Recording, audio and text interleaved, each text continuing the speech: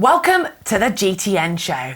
Zwift have announced their brand new members of the new Zwift Tri Academy for 2021. And we're also going to be taking a look at a new venture that is running alongside, because Zwift have also announced the new members for the Zwift Run Academy. Yep, and we've also got some inside info from former Ironman World Champion Daniela Ryf and her upcoming plans. And talking of champions, we also had some super exciting racing this weekend at Challenge Gran Canaria, where both titles were won by Olympic gold medalists. And it has left us wondering whether this year could be the most exciting year of triathlon racing we've ever seen.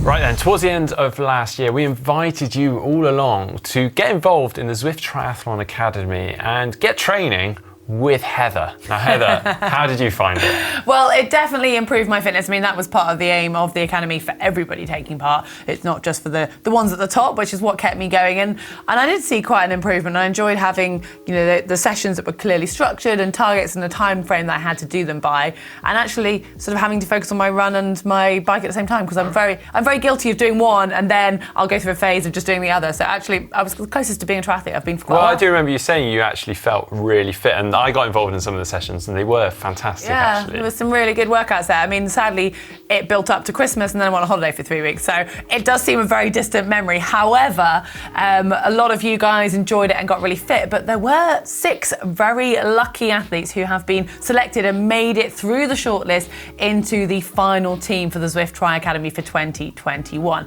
And they are Rebecca Duxbury from the UK, Eric Engel and Kristen Yax from the USA, Lucas Bosmans from Belgium, Vanessa Murray from New Zealand, and Kangskub Song from South Korea. So a great mixture of nations in this lineup. Yeah, absolutely awesome. They are really incredibly lucky. They are literally going to be treated like pros. They're going to be mentored by Tim Don and Sarah True. They're supported by Specialized, Roka, Wahoo, SIS, and Whoop. And hopefully they will get to go out to the Specialized HQ, Morgan Hill, and get into the wind tunnel and all sorts of things. And then hopefully, again, the ultimate aim being to go to Kona, where Zwift will support them through that whole process. So yeah, well, this is the 3rd team that have gone through this, or will be going through this. And we saw quite a few athletes. I mean, Ruth Arsdale is a great example, who actually went through the academy and is now pretty competitive pro. So who knows what will come from this year's team? Yeah, absolutely. Now, also, as we're talking about the Triathlon Academy Zwift, they also have their Zwift Run Academy, which is a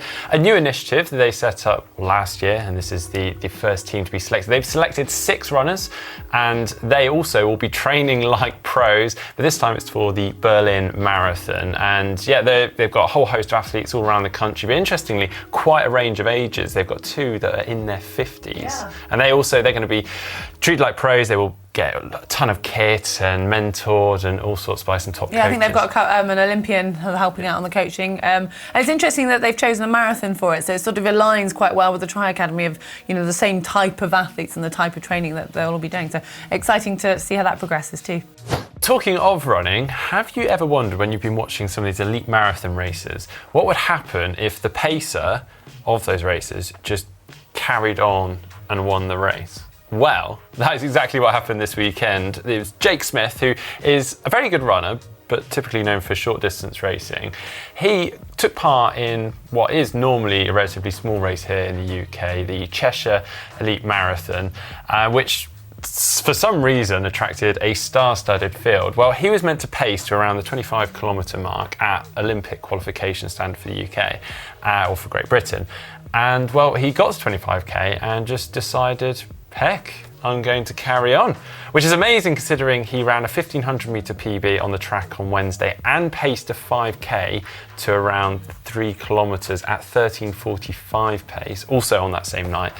And yeah, well, he didn't just carry on and do okay. He carried on, won the race, and went a 2:11 flat in his debut marathon and the Olympic qualification standard. I mean, that's 30 seconds under, isn't it? Yeah. The Olympic qualification standard. I mean, when in his head did you start? Because it's such a different mindset to go from helping somebody else to just part the way. You're not even thinking about your fueling or anything, because you kind of think you're going to talking of fueling, he obviously only went prepared to go to 25k, so he had one gel And in his comments after, he said, I probably should have more than one gel in my next marathon. And that's just... Yeah, I know. You kind of think the Absolutely selectors must now be having a bit of a panic and working out, like, what have we got here? Like, do we take him off one performance? And I know. Yeah, well, I saw there were some really fast women's times as well going on, and there were 2 women who ran under the British qualification standard. I don't know if they were Brits, but yeah, just super fast running all round for what you said is quite a small marathon, and I think that's just happening this year, isn't it? That we're seeing such high performances when we don't expect it.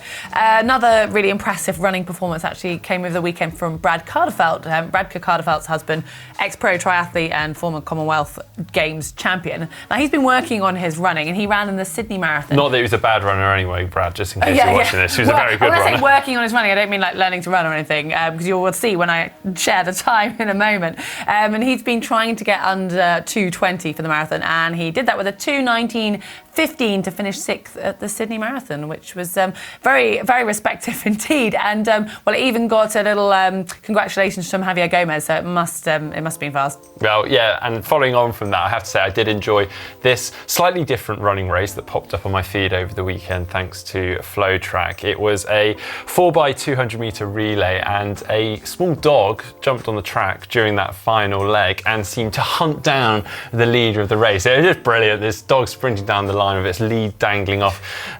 It did actually take the win, although it did cross quite a few lanes and almost tripped the leader up at the end. But so I'm not sure he would technically win. But that's brilliant. I bet the owner was mortified, just sort of screaming at the dog. Or do you just pretend it's not your dog? I don't know. Well, famous dog now as well. It is.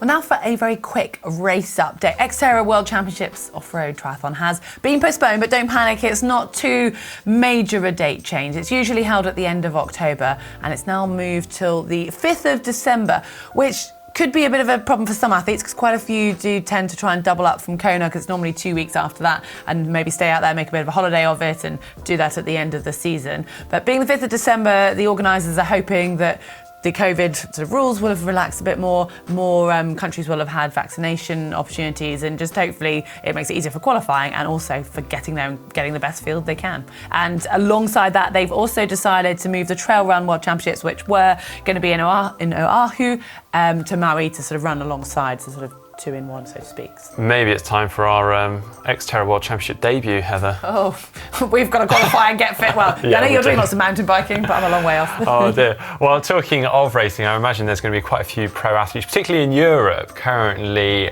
rethinking their race schedule and calendar with the announcement from Ironman Bolton, which hasn't had a pro race for the last few years.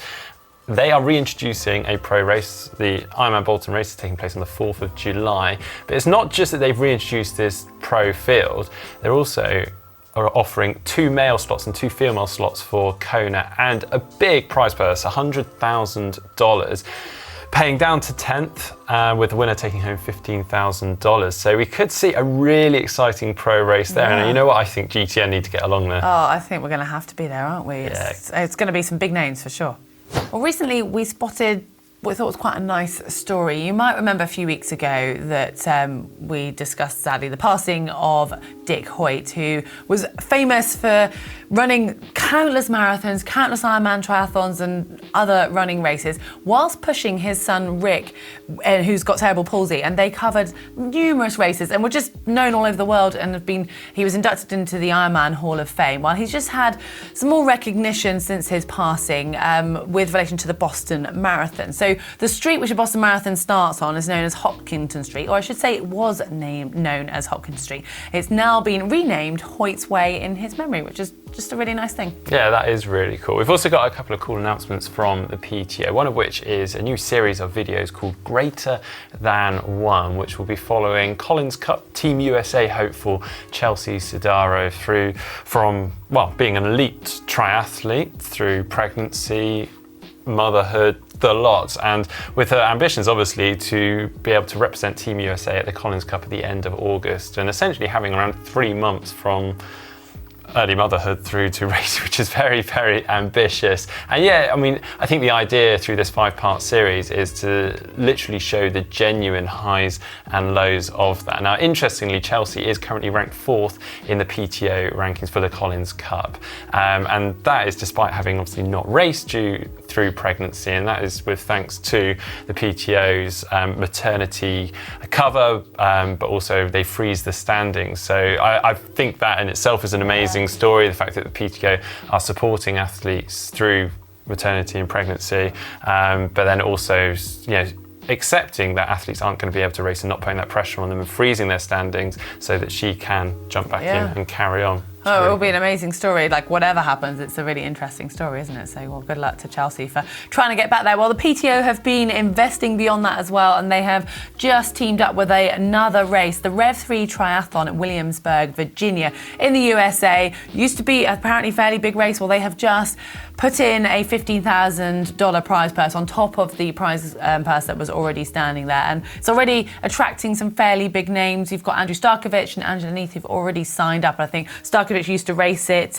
He said 10 years ago it was a big event, so super excited to be back there. And it's just great to see them supporting more and more events. And, this year is just turning into one big kind of racing celebration. It really is. I do remember the Rev 3 races. I think it's Cam Dye back in the day used to win so many of them. They're essentially an Olympic distance non-drafting event, which were so popular in the US. So it's quite exciting to see those events getting money pumped back into them. But I think we're going to touch on this very soon, but we are seeing so many exciting races. So yeah, I'm excited to see this one kick off again.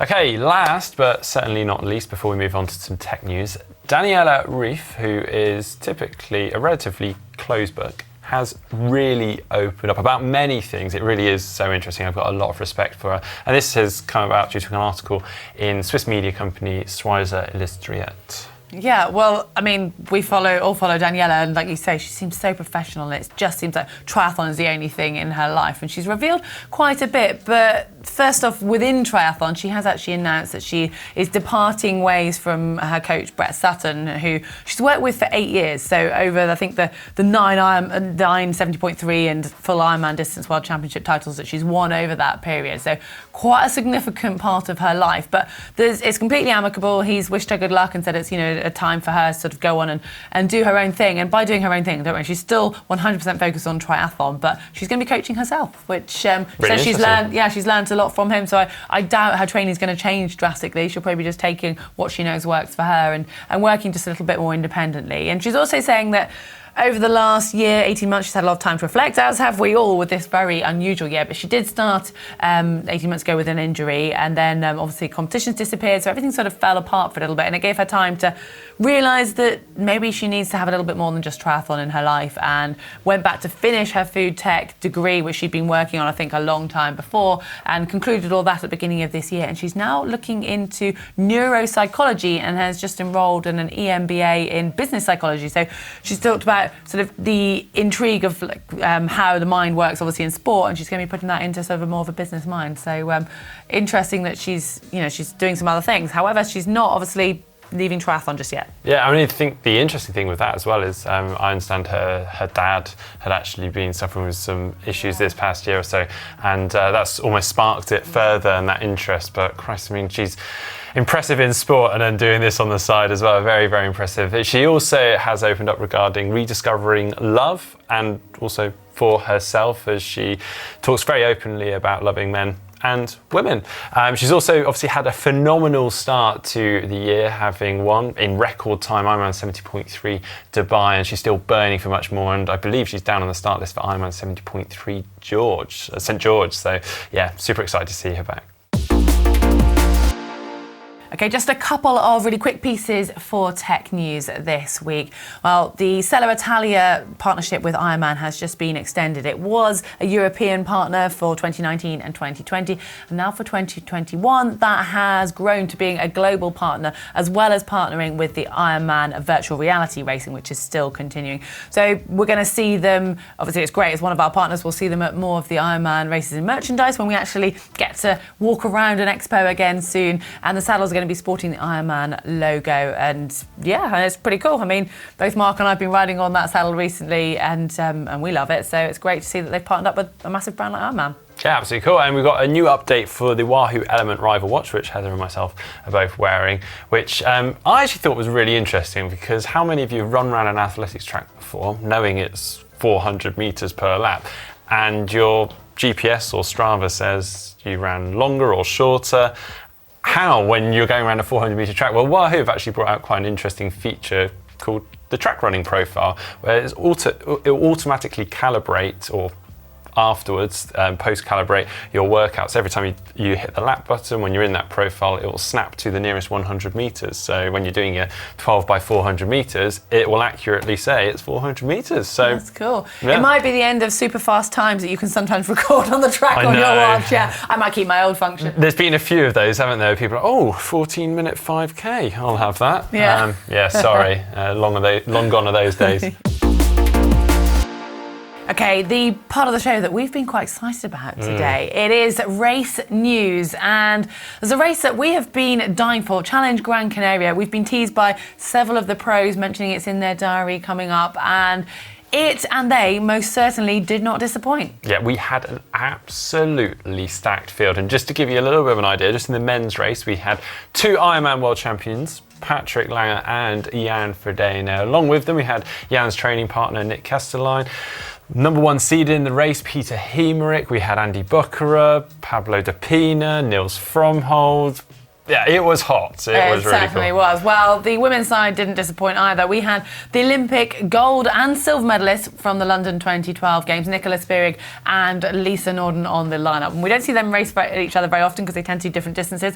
So that was super exciting. We had the really strong swimmer, Sarah Perez Sala, who's been leading out the swims recently. And then we also had relatively new athlete on the block, Sarissa Van Dries, who's just had some really incredible performances, mixing it up with several of the more experienced athletes. Well, it was a 70.3 and it sounded pretty challenging from what I was watching. It was a sea swim in the Atlantic, which I'd imagine even as far south as that is going to be pretty chilly. And then it was straight out onto a hilly 2-lap bike course. So hilly, in fact, that Nicola Spirig actually rode a road bike with some clip-on TT bars, and that certainly didn't limit her, but we'll tell you more about that in a moment. And then the run, well, it looked like it got pretty toasty out there by the end of the run finishing, and a bit of a shock for several of the Europeans who've maybe the ones further north, like from the UK, for example, who've not had a chance to get much warm weather training in. So it's sort of it was tough in all directions, that course. Well, into the racing itself then, in the men's race, we had quite a clear small group forming after the swim. No surprises, we had Jan Frodeno in there with his training partner,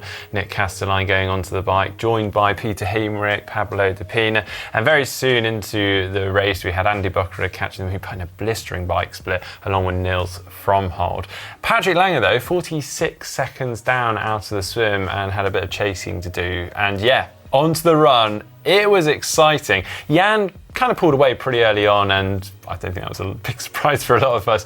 But the exciting bit was Patrick Lange, we had Pablo de Pina and Nick Kastelein all duking out for that second and third spot. And it seems, well, in his own admission, Patrick went out a little bit too hard, too soon, and faded towards the end. And, well, it was Pablo de Pina that took the second spot, Nick Kastelein, Jan's training partner, in third, and Patrick took fourth. All right, well, the women's race was dominated again by an Olympic gold medalist. Nicola Spirig was the one for the rest of them to chase. She came out of the water 10 seconds down, but out onto the bike, and she dominated. She was on her road bike, like we mentioned, on that pretty hilly course. And she did have Lisa Norden chasing her, and we know how much Lisa's been working on her cycling recently. I think she closed the gap a little bit, but coming into T2, she had the lead, and really sort of no chance for the rest of the athletes to catch, because we know just what a strong runner she is, and she took the overall win by over 5 minutes. So the battle was very much for the podium between Lisa Norden and Sarissa de Vries, and it was de Vries who had the stronger run in the end to finish second. Lisa Norden had to settle for third, and Kat Matthews from Great Britain was looking to try and close on the run, but she didn't manage to quite get there, and she finished a very respectable fourth. Well, I've got to say, actually, thinking back to the championship race at Challenge Daytona, and we saw Lisa Norden and her phenomenal bike performance that just blew everyone else away. No one stood a chance against her. And now we're seeing Nicola Spirig riding away from her on a road bike, and admittedly on a hilly course, but still, it makes you realise the calibre of athlete she is. I know. Anyway, as you can probably tell, we're very excited about this racing, and there's more to come.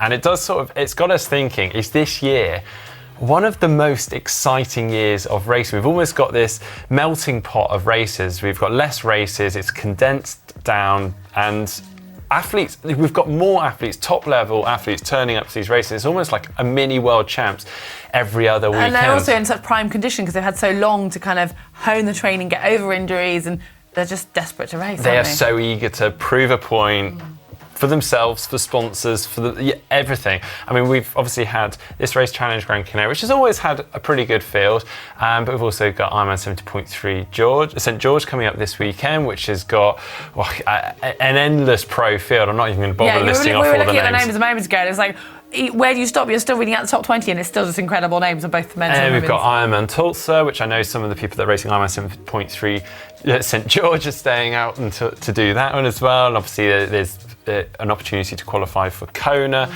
And we've got Daniela Reef down for that. It is absolutely awesome, and just from a consumer viewer's point of view, I'm so excited for almost every other weekend of this racing. So yeah, is this the best season ever, despite obviously the circumstances being less than ideal? I think it's going to be, and you guys are going to have to put up with us getting excited about racing for a few more shows, don't we? We'll keep it a bit shorter next time, but it's super exciting. Okay, we're now moving on to take a look through some of your photos, and given that we have got very excited about racing this week, we're going to keep this super short. We're just going to look at one, but a very nice one. Yeah, and this a few photos with it. Yeah, this one's from Claudia from Namibia, and this is their swim spot on weekends apparently. A very nice one at that. It's called Lake Ginwas, I think, in Namibia, and it's essentially a sinkhole, so they don't actually know how deep it is. That makes me, that freaks me out a little bit. Well, she says, so swimming in it is filled with excitement, but also some chills as you enter the dark waters. There's some odd species of fish only found there. So yeah. Would you swim in there? I mean, I just about managed to get myself, it took a few years for me to get used to Vobster, which is 40 metres deep.